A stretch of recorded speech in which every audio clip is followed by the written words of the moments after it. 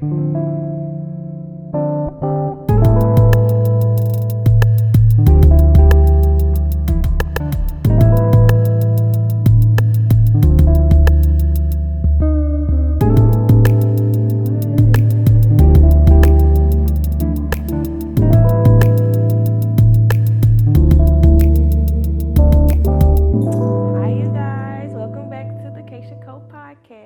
Dear 20 series, the journal series, y'all. We are, this is episode 6. We are moving through this thing. Oh my gosh. So I guess we're on the second half of the podcast at this point. Maybe a few episodes left to go. So I'm just glad that y'all are still with me. Last episode was a little heavy, so we're gonna keep it a little cool this episode. I was watching it this morning before we recorded, and I was like, "Oh, this was a little heavy." So, I also today, before we even get into it, like, share, subscribe if you're on YouTube. Subscribe to us if you're on YouTube, but also listen on Spotify and Apple Podcasts or wherever you get your podcasts to listen to the audio. So, gotta remember to say that every episode. But before we get into everything, I want to say this episode, I don't really have like a strict outline with this because I feel like as we get into this year, which is 2019, and going into 2020, 2020 really is when everything shifted. And I'm sure that shifted for everybody just with the pandemic and everything that happened in between. But 19 was I don't know, I would say it was a very, I don't know, like it was like a wade in the water type of year. We're waiting until the other shoe, we were waiting for the other shoe to drop. And kind of just touching base from like last episode, like 19, we're still dealing with just the ups and downs with my mom. But also, we're going to read some journal entries too, but just the battles that I was having, like trying to figure out if I made the decision getting back in that friendship with my friend. In hindsight, we all know no, but just it was a lot of journal entries in 2019. Just basically me like, is this the right? Did I make the right choice? Why am I still here? Why am I still her friend? What am I doing? Like, it's a lot of that in there. I also want to say too, with this thing with my mama, a lot of things are happening in real time. And I don't know if it's off of the cuffs of me doing my podcast or not. I don't really know. But a lot of weird things have been happening just in real time with my mom. And I'm like, do I need to speak about it while I'm in the years or wait until we get up into like the later years to get more, just for it to be more accurate? That's just me being anal about my stuff. But yeah, there's a lot of stuff. So today, I kind of was like, I don't want to be too heavy because this is real heavy stuff that just been happening in real time. And I'm like, I'm just exhausted with this whole thing. This is just me being real. I came in today and I'm like, I'm kind of ready to go ahead and get through this. Like, I'm ready to get through my journals so we can be in the 30s and we can be in the second season of this. That's kind of how I felt. But I felt like that walking in just because of all the stuff that's been happening outside. So, yeah, let's get into it. So I kind of got some pinpoints here. Like I said, the friendship, we're kind of going through the back and forth of that. 2019 was the first year that I went a full year without working a job. I noted that for a reason, but I also got journal entries where I'm like, well, towards the end of 2019, where I was feeling like this uncertainty. And I was like, I want the whole goal, especially in my 20s, was to not have to work for anybody, not have to have a job and all that type of stuff. And the end of 2019 is really when I started to feel like the uncertainty in a way, like something is about to change. And lo and behold, it did the next year. So we'll get into that later, but let's start with the first journal entry. This is March 28th. Is this the right one? Yeah. Yeah, so March 28th, 2019. Let's go. Let's get into it. So it's been a while since I've wrote and it feels good. I've overall had a great month in business. I traveled to Atlanta with my friends and back, and now next week headed to Faye. I linked back with my friend, close but distant. I've accepted where she is mentally and I've put everything aside. We've been friends too long to let a boy become in between us. I just hope she understands, but I took a vow to speak up and hold people accountable for their actions. I recently completed a planner that's going to go crazy on the net. The name and the design, the content, everything is perfect. I'm still tweaking, but I have a great feeling about it. A great feeling for the comeback of Kiss Me Co. Period with myself, raw and real. It works for me. I put that in parentheses. I've really been working so hard. Maybe I should slow down and actually build a project up to get some traction. I have I have business sides of my I have too many business sides of myself, the doer and the doubter. Oh, I have two business sides of myself, the doer and the doubter. The doer is all about action and the doubter is right there waiting after I've done what I've done to critique it. Each and every day I've been trying to eliminate doubt, becoming more confident and unapologetically more confident and unapologetic more each day. Eliminating the feelings while still being empathetic. God is not through with me. That's why I'm gonna start with that one. So I noted this one because I said the thing. I linked back with my friend. We're close but distant, and like I said, I just was going through the motions of feeling like, okay, we're friends again, but I need to let this go. I need to like I did not know how to. And the few entries that I'm gonna read today, it's like you'll see me kind of questioning myself if I made the right decision with it. And um, also the planner. So I meant to bring the planner. If anybody remembers, it was the Bad Bitch Boot Camp planner, and I would mark 2019. Like I said, it felt like a wade in the water year, but it was kind of like that year for me to push fully into being and accepting and knowing my worth, like full on. And it was just kind of like each month was like little gems and things that I was picking up to just push myself out of everything that was holding me back, out of like all these different barriers that either I set up around myself or that I was just thinking that were barriers just mentally. So that was all of 2019 for me. And kind of commencing that was making the planner. I am such a planner. Like I keep planners for each year. The last few years, I've kept the same planner. I'm gonna show y'all that in the later years. But I love to keep things just organized, and I love the satisfaction of checking stuff off. So I decided to make my own planner. So I was like, let me just try to do this thing. I had bought the what's that? Like the cover, I had made the cover from like Vistaprint or something, and I went and individually was printing out all the papers. It had like a workout routine schedule, my eating schedule, my daily planner, like affirmations, like little places I could like write little prayers in. Yeah, it had everything in there, and I maybe sold probably like 15 of those. But the thing was, it cost too much to make. That's why they never came back. I was doing them the very organic, broke way because I ain't had no money. So I was just getting the binder cover things made on the website, and then I was going to go print all the papers.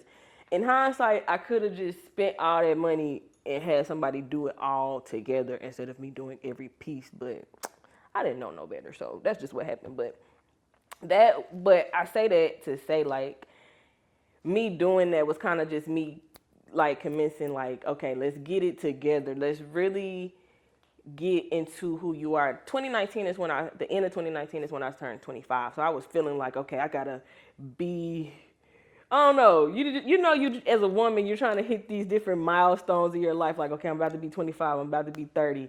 I'm about to be this. Like, you're trying to hurry up and hit these things when you really just need to chill out. Just chill out, girl. But I was trying to hit these marks. You know what I'm saying? So I feel like that was like my step towards like, okay, these are the later parts of my 20s. Let's really take the last 5 years of your 20s seriously, and let's end the 20s with a bang. So that kind of was like my beginning of that with the planner. So that, but I don't know, 2019, I'll say too, my hustle, starting with the planner, my hustle was kind of crazy because, like I said, I didn't work a job that whole entire year. And I was just strictly doing lashes and facials, and I was selling the planners. And I don't know, I feel like spiritually, because I had been in this constant like conversation with God, like I'm ready to do my own thing. I'm ready to just work for myself. I don't want to work for nobody. And I finally had the opportunity. I don't know if I got fired from somewhere and I just did not decide to go back. I don't know what happened, but I just know for the majority of 2019, I was just doing lashes and doing facials each and every day. And that apartment that I moved into was a 2 bedroom, so I turned the 2 bedroom, the other bedroom, into where I did my lashes and everything. So whole year I was just in that room, head down, just getting money. So, and I didn't realize that until like after that, when 2020 hit, and I was like, dang, I didn't work at all in 2019. So I say that to say, I guess that was me. I didn't go and seek after a job, but it was also me trying to let go. Like, I feel like being in entrepreneurship is a testament, a true testament into walking by faith and not by, not by sight, because it's kind of like you don't have a safety net. And I think that was my thing. Like, I kept feeling like I needed something to catch me with a job. But that was my first year, kind of just like, okay, you don't need a job. You can do it. And I mean, God showed you. I didn't go without. Things was paid. Things went well. So I think that was my way of trying to see, like, okay, God, can I do this? And he showed, like, you can do it. You can do it by yourself if you just believe and set a plan to do it. So, yeah. So that was that thing. Got another journal read. This episode gonna probably be a little short today, y'all, cause I don't know. I feel like I want to talk about the stuff that's been going on, but I just don't want to throw off the thing. But I might got y'all at the end. Let's get through the journal entries. But let's see. I think this is fun.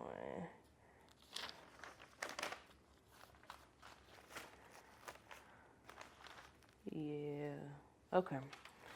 So this is May 21st, 2019. So I say thank you, God, universe, the spirit guides, my ancestors. Thank you for guiding me this far and protecting me this long up until this point. Thank you for this mind break. Thank you for the exclusivity. I don't even know them. Okay. Thank you for pushing me, continuing to push me to be a better person. I could go on and on. Right now, I'm asking for guidance in this new chapter and phase in my life. God, I ask that you help me draw up a clear plan to help me execute it successfully. God, I ask that you keep me from non-beneficial distractions. Keep non-beneficial distractions away from me. I need all focus right now more than ever. I know right now I'm not where I'm supposed to be, but God, I know I know I'm right where I'm supposed to be, but God, I know I could be doing better. Help me take it one day at a time while using each day wisely and productively.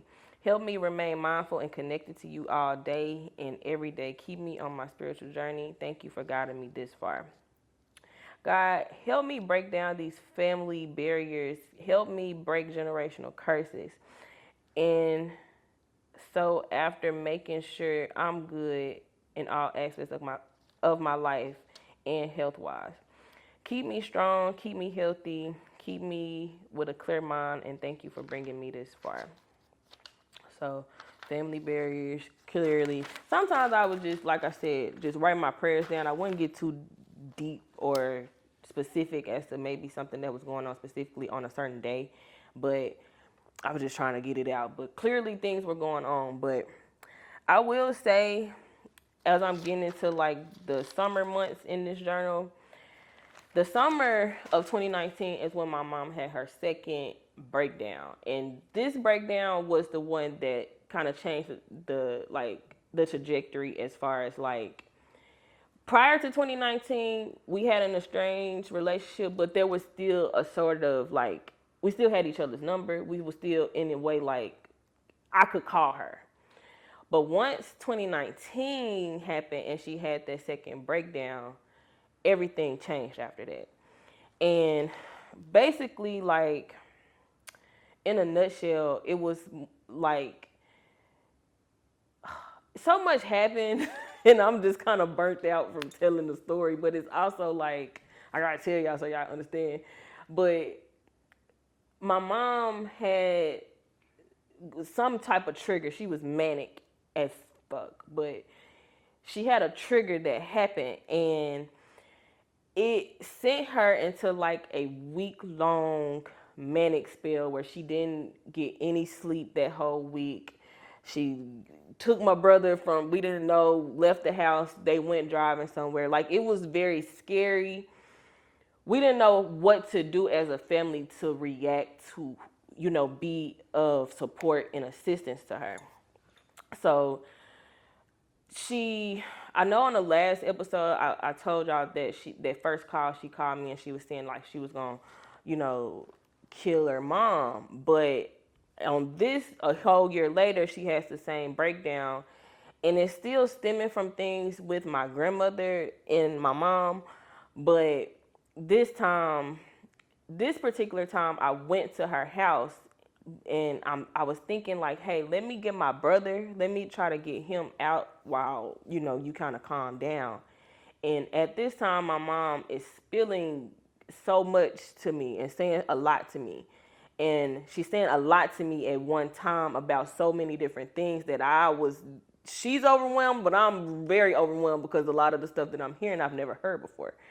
So I'm like, I'm trying to get her to calm down. So I'm like, what do you need me to do? What do you need we to do? What do you need us to do? Like, and she really couldn't say it. So long story short, we're trying to figure out what was wrong. We were trying to figure out why she had been out of her mind or just up for days. She hadn't had any sleep.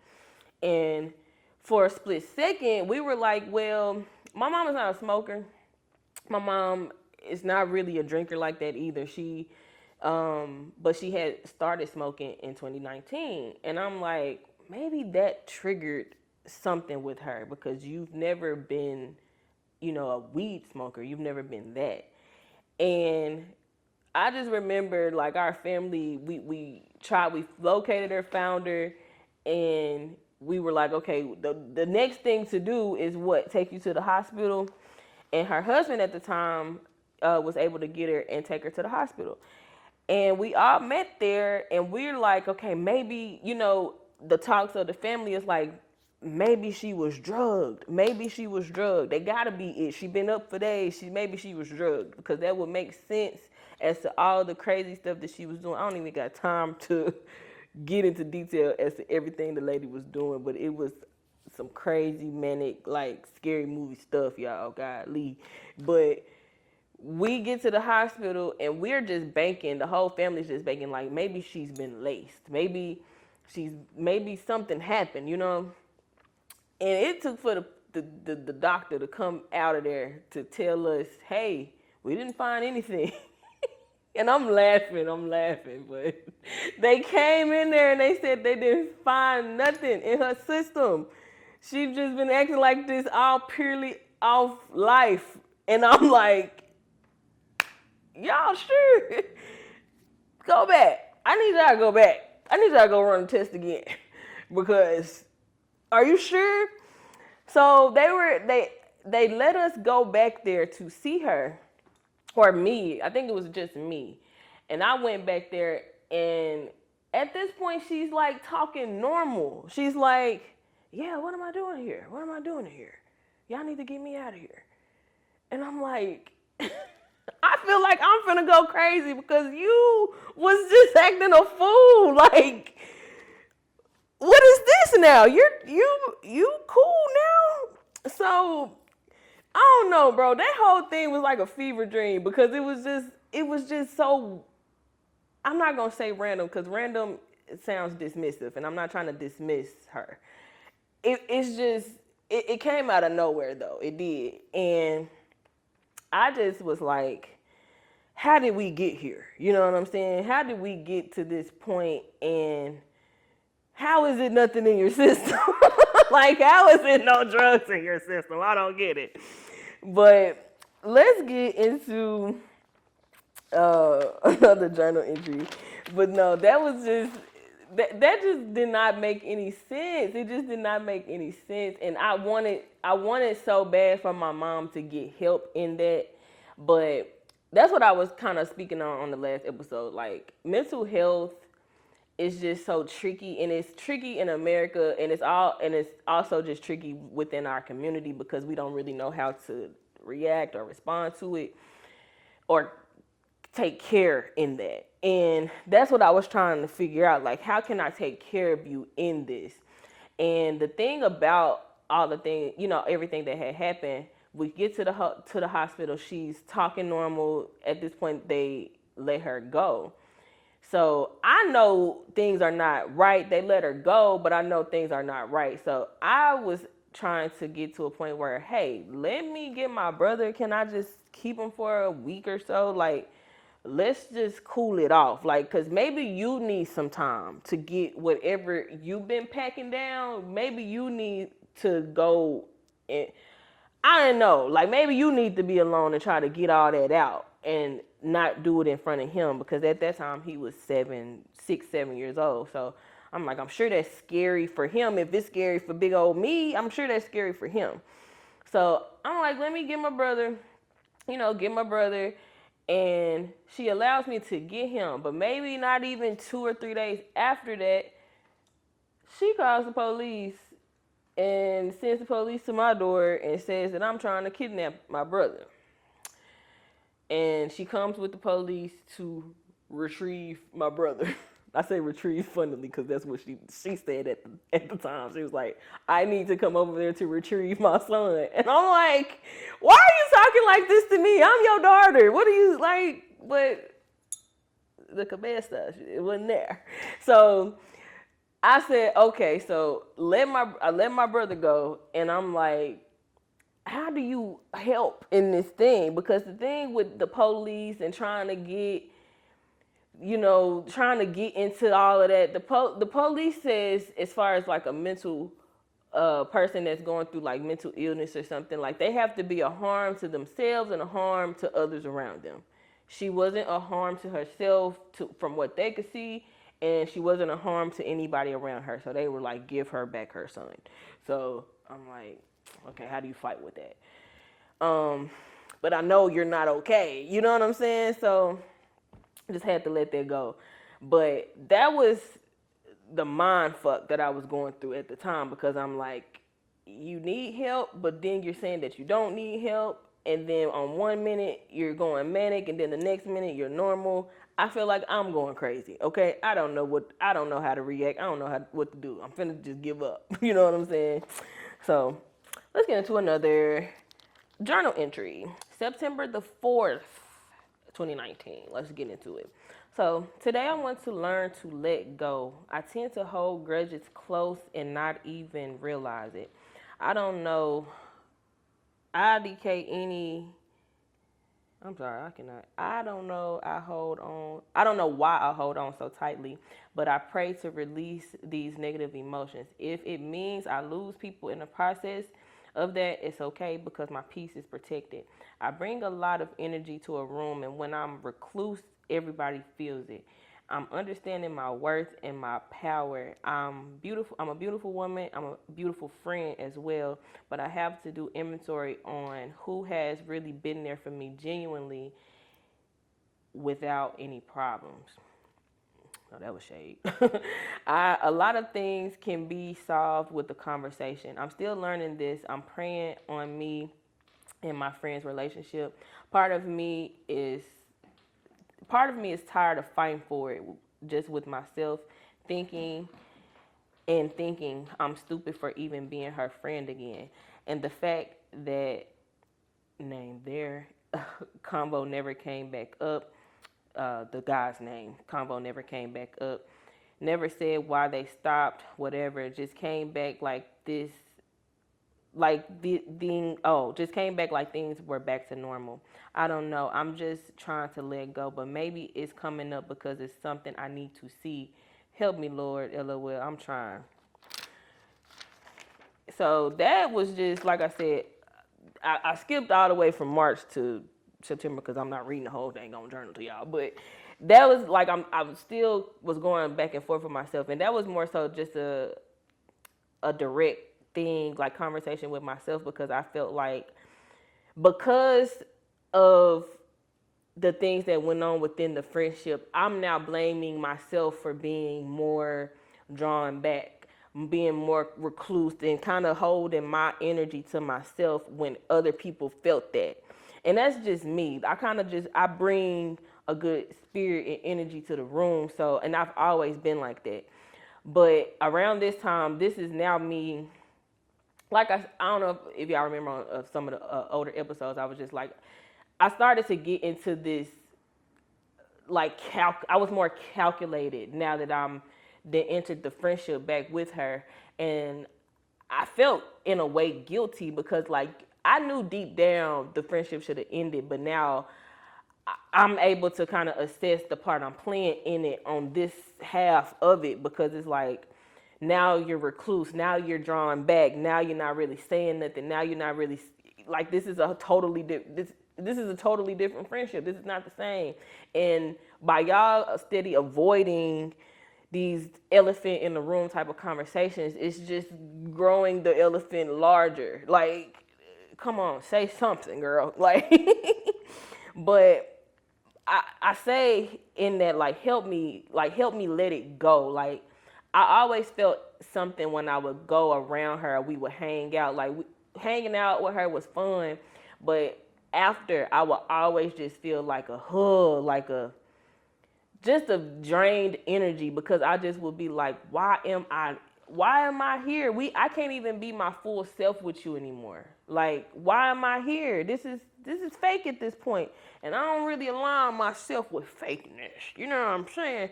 So that was just my battle within myself. Like, do I need to let it go as it is, or do I need to let it go with a conversation? And that's how I felt. Like I felt at that time, I guess in this particular entry, like maybe if we had a conversation, and that kind of went for other friendships at the time too. Maybe if we just had a conversation, all of this would be cleared. And no, it wouldn't. I still had deep feelings about this stuff, so I no, it didn't. So um I got one more I want to read. This is September the 5th, 2019. And I put 6:30 a.m. on there. So thank you, God, for waking me up this morning. Thank you for always listening to me, and thank you for always being there. Right now, I'm thankful for peace every single day. You grant me the luxury of my own slice of peace. That's why I don't mind paying my bills, because I'm thankful to even be in here. Today, God, I'm keeping my energy to myself, not maliciously, but just to preserve it. I'm always trying to double work. I'm always trying to double work to make people feel okay. I want to thank you God, for helping me understand my worth and understanding when I'm or someone is overusing my energy. Thank you for helping me be more secure in myself. Thank you for the 79-degree temperature right now. Thank you for the beautiful sky, the fresh air, the birds chirping. The day continues to roll on by, and it's been as it's been doing, and I'm happy you called me to do something. You have to do something with it, I guess, today. God, protect me, protect my thoughts, protect my emotions, and also allow me to feel them in a healthy way. Allow me to go slow. I'm very impulsive. So that's how they ended. But I just was that was my first thing of me trying to say like the birds is chirping. I was trying to set the tone in my journals, and I stopped doing that. I need to start back doing that in my journals, saying like what the temperature is, what I'm feeling for the day. So if I look back at it, I know what type of day it was when I read the journal. But I that was very grateful. One thing you see in all my journals is me thanking. I'm very appreciative of everything, and I'm just like, look. I guess that day I was just thinking like I've been in my apartment a year, and I'm grateful to pay these bills because I wouldn't dare want to be at my mama's house, and I wouldn't want to be at my friend's house at the time. So thank you for my little slice of peace. So that was my little my little gratefulness for that day. But like I said, for 2019, I didn't really have just too many things that I kind of wrote about. I wrote about like in depth because a lot of things were just happening in real time. But the major thing that happened was that second breakdown with my mom, and just the full on breakdown of the relationship at this point because we after the breakdown and the whole hospital thing, and she called the police to get my brother back. She basically took all of that as a thing of you. It's you that's out to get me, and you are hating on me in my life. You're trying to take me out. She started to look at me as a threat. And that I just did not understand. I did not understand for the life of me because I'm just like, girl, if I could hold a mirror up to you, I wish you could see your damn self. And I might talk a little candidly right now because I'm gonna just end it with this before we get into 2020. Recently, my mama really pissed me off, and I'm trying to stop letting her piss me off because that's been my whole therapy through my 20s. It's just accepting my mama for who she is, taking the title off my mama, looking at her for who she is as a woman, and understanding that, you know, she's a woman and she was, you know, a young girl having me. So I'm sure it was things that she was not able to just tackle or fully heal through, especially at the point of me entering her life. You know what I'm saying? So now that I'm grown, that I'm sure, you know, I'm not a mother, but I can just empathize and understand, like, you know, you have a little child and then 10 years later, 10, 12 years later, they're grown, and it's like, where did that time go? And I feel like that was a battle that was happening with her, like trying to figure out how she is going to show up in this world as herself, and racing against time almost. So I just feel like there is a lot of work my mama needs to do, and I feel like if you don't do it, me talking to you directly at this point, if you don't do it, it's just like, what else is there to do? Like, what else is there to do than your own work? Because your own work is going to help you get to the woman that you have always seen yourself to be, and who I've always seen you to be. I've always looked up to you. You've always been this, I don't know, something that I had wanted to strive for as a little girl, to be you. But now maybe you looked at your own mama like that and didn't get that. And it was gonna take for somebody to say, hey, okay, she's not who I had this aspiration for her to be or whatever, and accepting them for where they are. And where I am in my journey of, you know, accepting you for where you are, I'm just, you know, at this point open and ready for a conversation. I feel like you got to figure out how to get there with your own mama. And that's what's hindering our thing. And just a few days ago, I learned that, you know what I'm saying? Just, on the last episode, I said that my mom had a whole thing, and that was a few weeks ago. She had a whole little spell thing, really another manic episode on Facebook. And I just was like, I felt like I needed to say something, but at that time I didn't say anything. I didn't put myself in it. I just reacted within my friend group and just left it there. But just this past week, I learned that my mom visits here from New York. She comes down here, and she comes down here to do a show with somebody. My mom is a comedian, and something that I also have, in my own way, have sent good vibes for her to do, because like whatever you need to do to have your breakthrough, for you to find yourself, whatever that looks like, I'm rooting for you. Little do you know. But she comes down here. No one knows, of course. But, well, I'm not gonna say no one knows. Somebody did know. And my aunt told me, but the way my aunt told me, and this is my aunt that told me, is my mom's aunt, tells me that she is here, or that she is coming here for a show. The way my aunt told me, I'm thinking that she had already been here, like this had happened months ago or something like that. But it took for a random person that I know in my apartment complex to say, "Hey, I think your mama out here." And I'm like, "What do you mean? You don't even know my mama, so what are you talking about?" So I'm thinking the person is joking. They were they were not joking. My mama was here. Long story short, my mom comes down here after all that craziness that she caused on Facebook just a few weeks ago. You come down to Little Rock, and what are the odds? What are the odds that you get an Airbnb in my apartment complex? What are the odds of that? And I end up finding out the information just from the person, but it sent me in a mini spiral for a little second, because I'm like, okay, if she's this close, if you're this close to me, we could do this. We could have this conversation. And then what kind of put insult to injury was learning that my brother came with her too. So that really hurt me. And to know that she was so close, and you just did not have no desire to figure out where I was to reach out or nothing like that. I'm just sick of this. I'm very tired of this. I'm tired of it.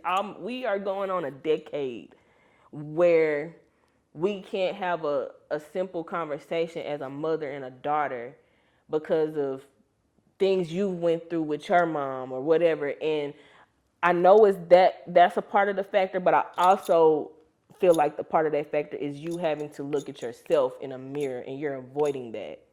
I don't know why you keep avoiding that. And I wish you would just take a moment. My brother he's 15, he's gonna be 16 soon, and you know how that goes. 16, 18, he's growing up. Ain't gonna be no little babies with you. And I just want you to take that time to really look in the mirror and assess the parts you've played in things, the things that you've done. Because I'm here open arms, and I'm ready to have that conversation. I'm ready to move through that. And I would love for you to be a part of my life in my 30s, since I didn't get to have that luxury in the 20s. You know what I'm saying? So I'm sick of all this. I'm sick of it. I'm sick of the games of who had it the worst. I'm also sick of learning that, like, you and my aunt as well, is like, y'all are steady trying to pry this thing out of my grandmother, who was y'all's mom. It's like, I just wish y'all would get to a point of just accepting her for who she is, and understand that you may not ever get an apology. You might not ever get that. Just how I'm having to accept that I might not ever get an apology from you. I'm accepting that. But I'm still open to a relationship. Even in that, I sometimes have a conversation with myself just alone and be like, why are you giving her that? Because even me learning that you were that close to me in an Airbnb, I went walking a few times around the apartment complex, but I had to tell myself to stop. because here you are trying to chase it. Here you are trying to chase this moment. Here you are trying to chase just something. Like I'm steady giving effort into this where you give me nothing. You don't even deserve that. And that's just me being straight up in that. Like, I love you down, love you deep. Like, you are my mama. We look alike, girl. We are the same person so crazily. But I just really want you to look in that mirror, and I really want you to sit with yourself. And it's scary. It's hard work. It's scary. But you're gonna live. You're gonna get through it. And I'm gonna be right there. Like a fool. Waiting on you. So that's all I wanted to say, because that hurt me. That hurt me some more. I don't think you could hurt me anymore, but that hurt me to my core to know that you were so close to me and my brother was so close to me, and we could have had that.